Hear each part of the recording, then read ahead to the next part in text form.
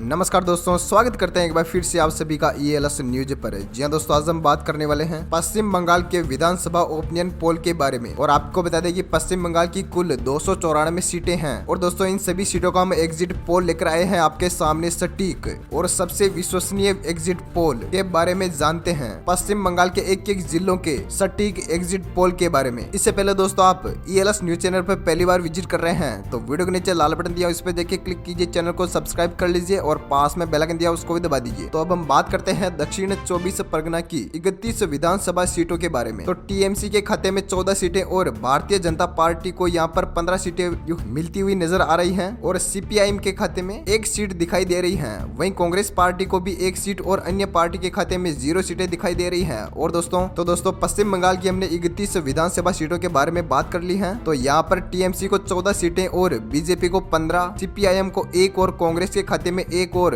अन्य के खाते में 0 सीटें दिखाई दे रही हैं। तो आइए हम बात करते हैं उत्तर दिनाजपुर जिले के बारे में। तो दोस्तों, यहाँ पर TMC को 2 सीटें दिखाई दे रही हैं और भारतीय जनता पार्टी के खाते में 7 सीटें और CPIM के खाते में 0 सीट आ सकती हैं। वहीं कांग्रेस के खाते में 0 सीटें और अन्य पार्टी के खाते में भी 0 सीटें जाती हुई दिखाई दे रही हैं। और दोस्तों, हमने पश्चिम बंगाल की 40 विधानसभा सीटों की बात कर ली है। अब यहाँ पर TMC को 16 सीटें और BJP को 22 और CPIM के खाते में 1 सीट और कांग्रेस के खाते में 1 सीट जाती हुई दिखाई दे रही है और अन्य पार्टी के खाते में 0 सीटें दिखाई दे रही हैं। तो चलिए आगे हम बात करते हैं कुछ बिहार जिले के बारे में। तो दोस्तों, यहाँ पर TMC के खाते में 1 सीट जाती हुई दिखाई दे रही है और भारतीय जनता पार्टी के खाते में 7 सीटें और CPIM के खाते में 0 सीटें और कांग्रेस के खाते में 0 और अन्य के खाते में भी 0 सीटें जाती हुई दिखाई दे रही हैं। वहीं दोस्तों, अब हमने बात कर ली है पश्चिम बंगाल की 48 विधानसभा सीटों के बारे में। तो यहाँ पर TMC के खाते में 17 सीटें और BJP के खाते में 29 और CPIM के खाते में 1 सीट और कांग्रेस के खाते में 1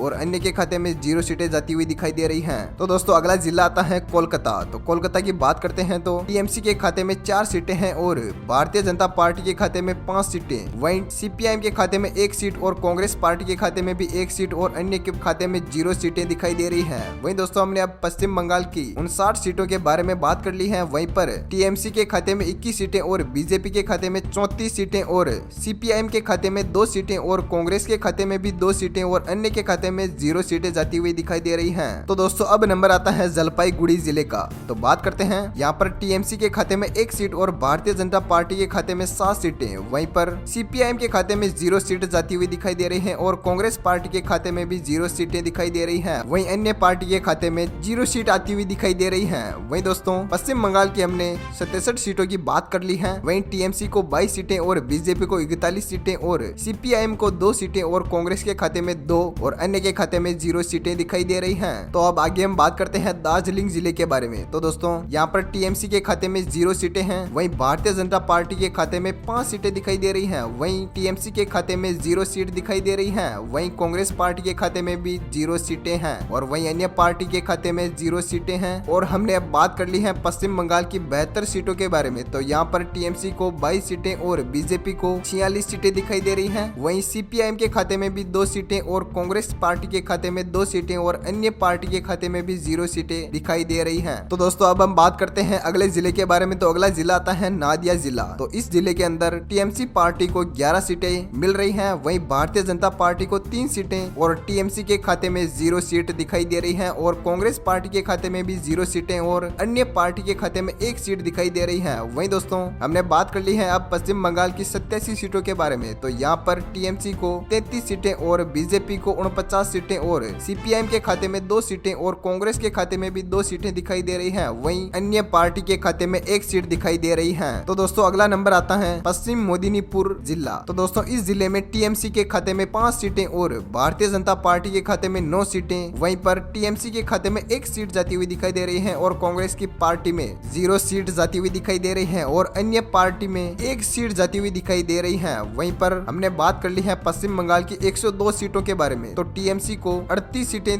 मिलती हुई नजर आ रही हैं और BJP के खाते में 58 सीटें हैं और CPIM के खाते में 3 सीटें। वहीं पर कांग्रेस पार्टी के खाते में 2 सीटें और अन्य के खाते में भी 2 सीटें जाती हुई दिखाई दे रही हैं। तो अब हम बात करते हैं अगले जिले की। तो अगले जिले में आता है पुरुलिया जिला। तो वहाँ पर TMC के खाते में 7 सीटें और भारतीय जनता पार्टी के खाते में 2 सीटें। वहीं पर CPIM के खाते में 0 सीट जाती हुई दिखाई दे रही है और कांग्रेस पार्टी में भी 0 सीटें हैं और अन्य पार्टी में भी 0 सीट जाती हुई दिखाई दे रही है। और दोस्तों पश्चिम बंगाल की हमने 111 सीटों के बारे में बात कर ली है। वहीं पर आपको टीएमसी के खाते में 45 सीटें और बीजेपी के खाते में 60 सीटें और वहीं पर सीपीएम के खाते में 3 सीट जाती हुई दिखाई दे रही हैं और कांग्रेस पार्टी के खाते में 2 सीटें हैं और अन्य पार्टी के खाते में 2 सीट जाती हुई दिखाई दे रही हैं। तो अब हम बात करते हैं पूर्व मोदीनपुर जिले के बारे में। तो इन सीटों में टीएमसी को मिल रही है कुल 6 सीटें और भारतीय जनता पार्टी के खाते में मिल रही है 9 सीटें और सीपीएम के खाते में 1 सीट जाती हुई दिखाई दे रही है। साथ ही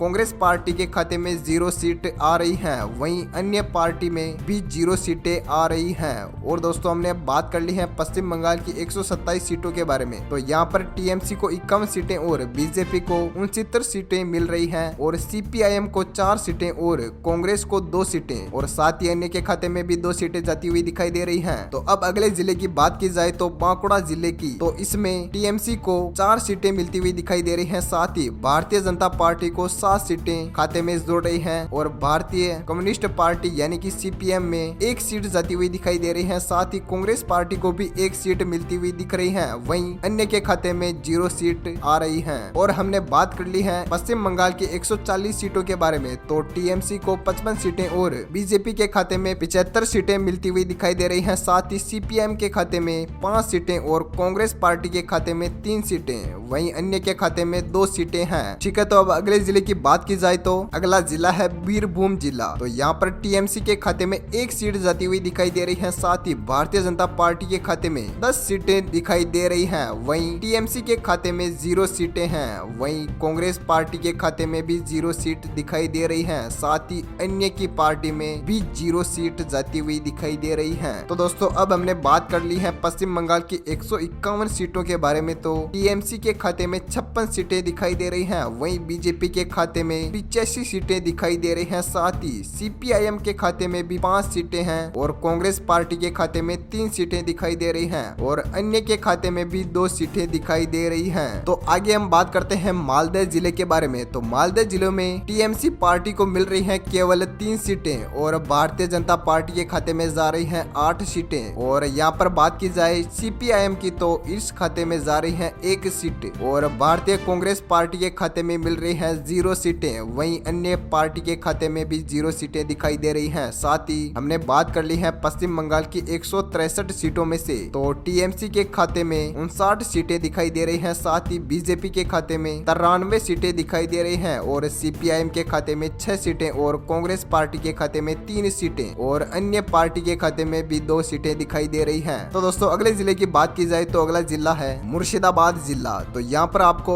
टीएमसी के खाते में सीटें मिल रही हैं 15 और भारतीय जनता पार्टी के खाते में 4 सीटें दिखाई दे रही हैं। साथ ही सीपीआईएम के खाते में 2 सीट दिखाई दे रही हैं, वहीं कांग्रेस पार्टी के खाते में 1 सीट और अन्य पार्टी के खाते में 0 सीटें दिखाई दे रही हैं। और दोस्तों अब हमने बात कर ली है पश्चिम बंगाल की 185 सीटों के बारे में। तो टीएमसी के खाते में 74 सीटें दिखाई दे रही हैं और बीजेपी के खाते में 97 सीटें दिख रही हैं और सीपीआईएम के खाते में 8 सीटें दिखाई दे रही हैं और कांग्रेस पार्टी के खाते में 4 सीटें दिखाई दे रही हैं और वहीं अन्य की पार्टी के खाते में 2 सीटें जाती हुई दिखाई दे रही हैं। वहीं पर अगले जिले की बात की जाए तो वर्धमान जिले में टीएमसी के खाते में 4 सीटें दिखाई दे रही हैं, वहीं भारतीय जनता पार्टी के खाते में यानी कि बीजेपी के खाते में 11 सीटें दिखाई दे रही हैं और सीपीआईएम के खाते में 1 सीट जाती हुई दिखाई दे रही है। साथ ही कांग्रेस पार्टी के खाते में 0 सीट दिखाई दे रही है और अन्य पार्टी के खाते में भी 0 सीटें दिखाई दे रही है। साथ ही दोस्तों हमने बात कर ली है पश्चिम बंगाल की 201 सीटों में से टीएमसी के खाते में 78 सीटें दिखाई दे रही हैं, वहीं बीजेपी के खाते में 108 सीटें दिखाई दे रही हैं, वहीं सीपीआईएम के खाते में 9 सीट दिखाई दे रही हैं और कांग्रेस पार्टी के खाते में 4 सीटें दिखाई दे रही हैं। साथ ही अन्य पार्टी के खाते में भी 2 सीटें दिखाई दे रही हैं। और अब अगले जिले की बात की जाए तो अगले जिले में आता है हावड़ा जिला। तो हावड़ा जिले में टीएमसी के खाते में 8 सीटें दिखाई दे रही हैं, वहीं भारतीय जनता पार्टी के खाते में 8 सीटें हैं और वहीं सीपीआईएम के खाते में भी 1 सीट जाती हुई दिखाई दे रही है। और दोस्तों कांग्रेस पार्टी के खाते में 0 सीटें और अन्य के खाते में भी 0 सीटें दिखाई दे रही हैं। और हमने बात कर ली है पश्चिम बंगाल की 218 सीटों में से टीएमसी के खाते में 86 सीटें और बीजेपी के खाते में 116 सीटें दिखाई दे रही हैं, वहीं सीपीआईएम के खाते में 10 सीटें और कांग्रेस पार्टी के खाते में 4 सीटें और अन्य पार्टी के खाते में भी 2 सीटें दिखाई दे रही हैं। तो दोस्तों अगला नंबर लेते हैं हुगली जिले के बारे में। तो हुगली जिले में टीएमसी के खाते में 7 सीटें दिखाई दे रही हैं। साथ ही भारतीय जनता पार्टी के खाते में 9 सीटें, वहीं पर सीपीआईएम के खाते में 1 सीट और कांग्रेस पार्टी के खाते में भी 1 सीट दिखाई दे रही है। साथ ही अन्य पार्टी के खाते में भी 0 सीटें हैं। साथ ही हमने बात कर ली है पश्चिम बंगाल की 236 सीटों की, तो टीएमसी के खाते में 93 सीटें हैं और बीजेपी के खाते में 125 सीटें दिखाई दे रही हैं। साथ ही सीपीआईएम के खाते में भी 11 सीटें दिखाई दे रही हैं। साथ ही कांग्रेस पार्टी के खाते में 5 सीटें दिखाई दे रही हैं, वहीं अन्य पार्टी में 2 सीटें दिखाई दे रही हैं। तो दोस्तों अगला नंबर आता है पश्चिमी वर्धमान जिले का। तो पश्चिमी वर्धमान जिले में टीएमसी के खाते में 2 सीट दिखाई दे रही हैं, वहीं भारतीय जनता पार्टी के खाते में 7 सीटें दिख रही हैं और सीपीआईएम के खाते में 0 सीटें दिखाई दे रही हैं। वहीं कांग्रेस पार्टी के खाते में भी 0 सीट है और अन्य पार्टी के खाते में भी 0 सीटें दिखाई दे रही हैं। तो हमने बात कर ली है पश्चिम बंगाल की 245 सीटों की, तो टीएमसी के खाते में 95 सीट हैं और बीजेपी के खाते में 132 सीटें हैं। वहीं सीपीआईएम के खाते में 11 सीटें दिखाई दे रही हैं। साथ ही कांग्रेस पार्टी के खाते में 5 सीटें दिखाई दे रही हैं, वहीं अन्य पार्टी के खाते में भी 2 सीटें दिखाई दे रही हैं। तो दोस्तों अगले जिले की बात की जाए तो दक्षिणी दिनाजपुर जिले में टीएमसी के खाते में 3 सीटें दिखाई दे रही हैं, वहीं भारतीय जनता पार्टी के खाते में भी 3 सीटें दिखाई दे रही हैं। वहीं सीपीआईएम के खाते में 0 सीट दिखाई दे रही हैं और कांग्रेस पार्टी के खाते में भी 0 सीटें दिखाई दे रही हैं। वहीं अन्य पार्टी में भी